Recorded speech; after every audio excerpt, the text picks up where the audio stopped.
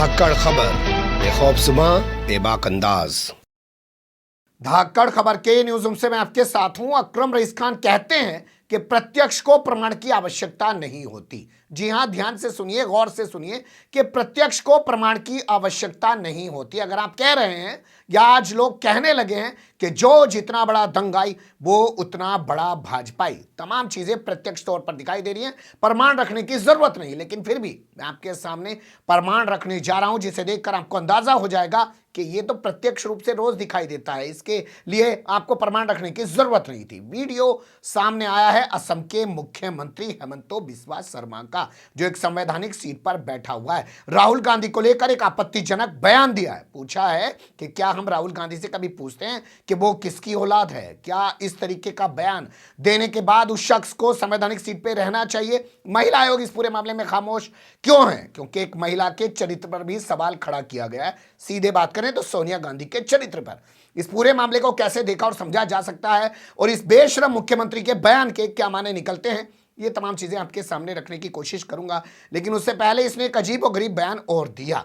असल में कल ये उत्तराखंड पहुंचा हुआ था, यहां पे प्रचार कर रहा था भाजपा के लिए। तो वहां पे इसने कहा कि जब हिजाब लगा के कोई लड़की क्लास में बैठी होगी तो टीचर कैसे समझेगा कि उसकी समझ में आ रहा है या नहीं आ रहा है। इसका मतलब साफ है कि इसे ये ही नहीं पता कि हिजाब होता क्या है। पर इसकी ज़बानी आप सुन लीजिए, इसके बोल बचन।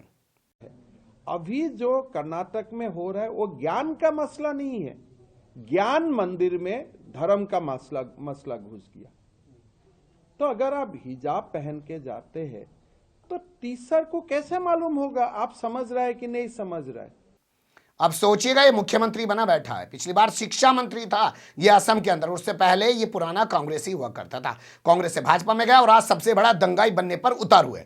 इसका ये बयान बता रहा है कि इसे ये पता ही नहीं है कि हिजाब होता क्या है, ये किस तरीके की शिक्षा प्रणाली वहां पे अपने चलाता होगा। आज दंगाई पने के दम पर मुख्यमंत्री बनकर बैठ गया और एक संवैधानिक सीट पर बैठकर कह रहा है कि मोदी जी इंटरनेट की बात करता है, मोदी जी मंगल ग्रह पर जाने की बात करता है, मोदी जी भारत को विश्व गुरु बनाने की बात करता है। लेकिन वो तमाम लोग सर्जिकल स्ट्राइक पर सवाल उठाते हैं। तो क्या हम भी पूछते हैं राहुल गांधी किसकी औलाद है? सुन लीजिए।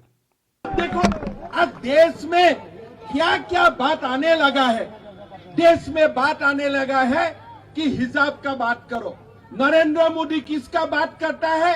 नरेंद्र मोदी सनराइज इंडस्ट्री का बात करता है, आर्टिफिशियल इंटेलिजेंस का बात करता है, नरेंद्र मोदी इंटरनेट का बात करता है, नरेंद्र मोदी बोलता है देश को मंगल ग्रह तक जाना चाहिए, नरेंद्र मोदी बोलता है देश को विश्व गुरु बनना चाहिए।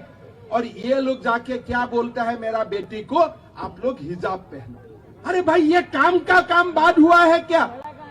आज आप ये लोग का मेंटेलिटी देखो, ये लोगों का मेंटेलिटी देखो।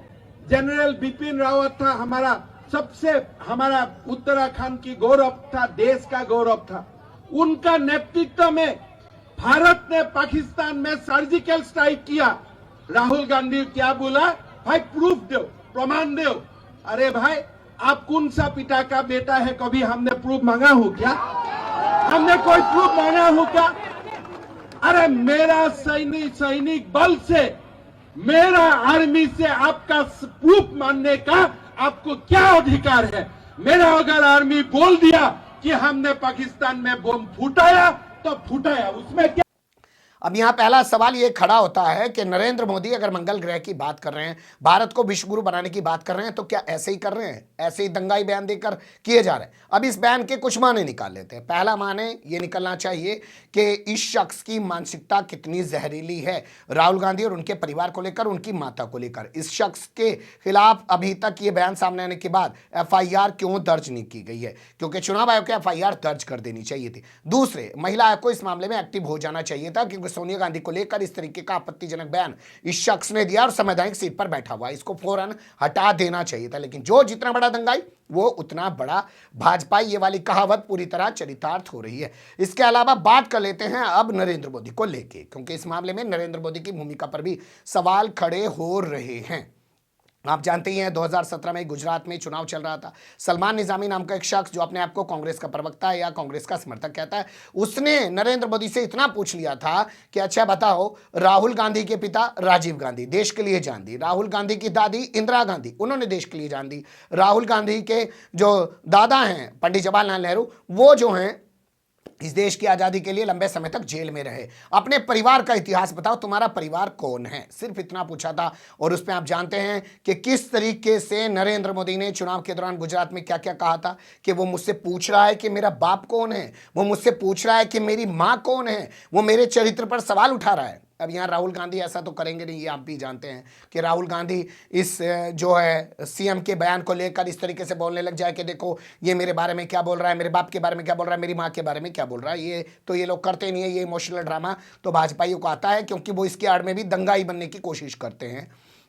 पर सवाल यहाँ ये हो रहा है कि शर्मनाक बयान के बाद आखिर क्यों खामोशी है।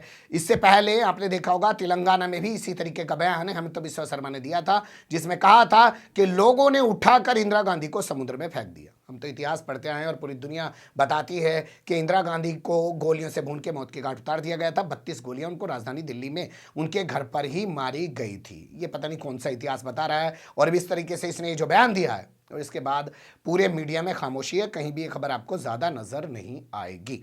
बने रहिएगा धाकड़ खबर के साथ।